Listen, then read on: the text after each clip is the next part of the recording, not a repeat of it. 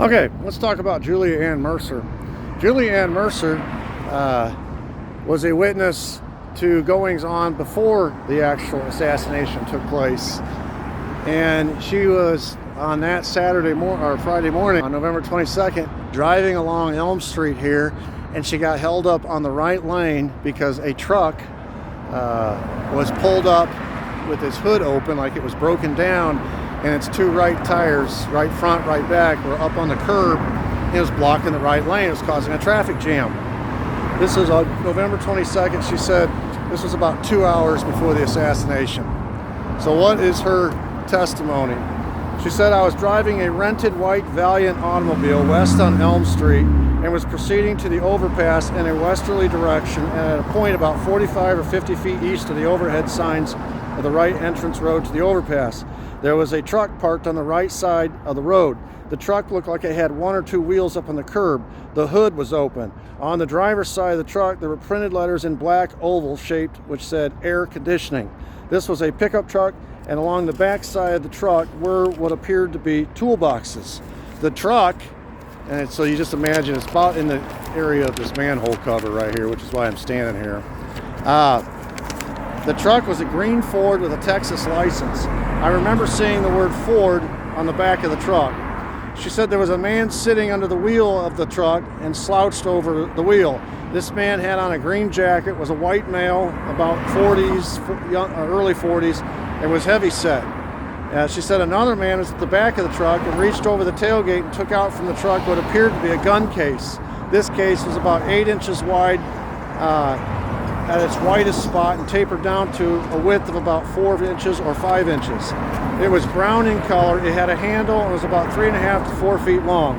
The man who took this out of the truck then proceeded to walk away from the truck, and he reached down to free it.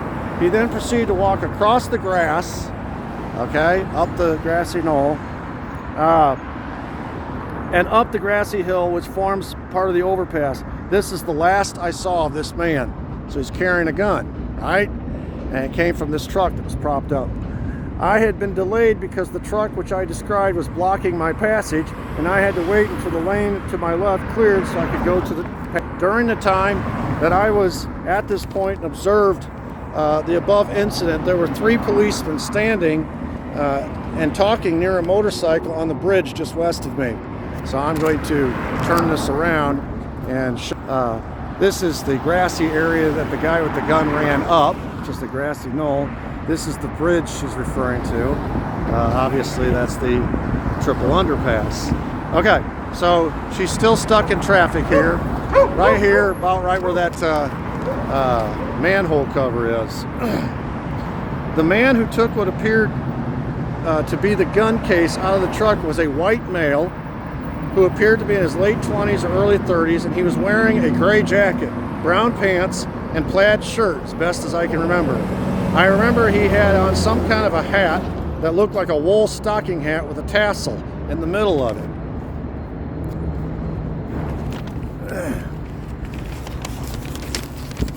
She said, "I believe I can identify this man if I see him again."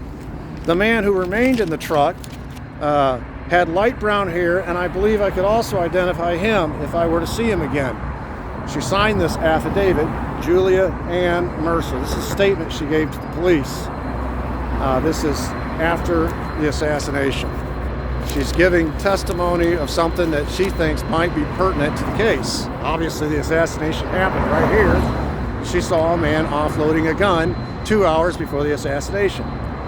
Well, the next morning, Saturday, I went to the FBI office and the agent showed me photographs. They asked her to come back. I picked out 3 pictures that looked generally like the driver of the truck, and then I saw him, Jack Ruby, and I told him, that's the man. The FBI asked her, "What about these others?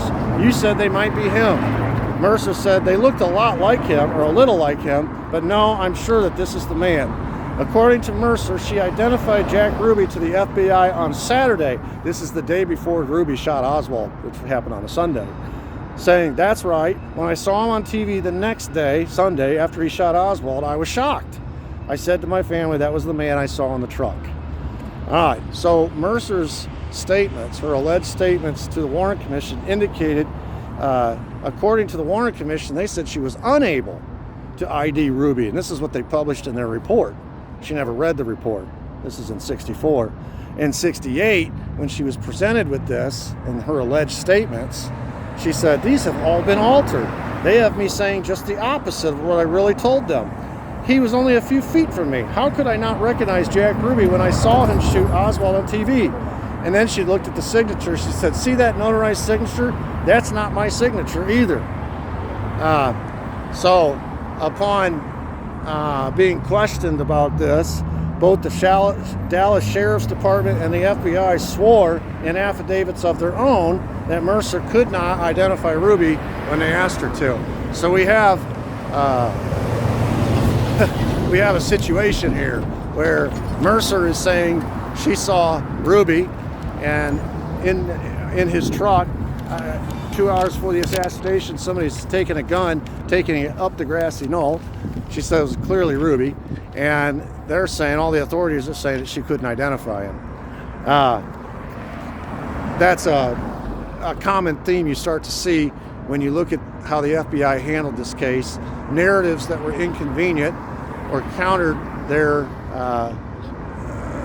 cover story were dismissed, discredited, or outright lied about. And in this case, she said, if you believe her, they changed her testimony. They turned it around so it was opposite what she said, then they forged her signature. That's the FBI for you.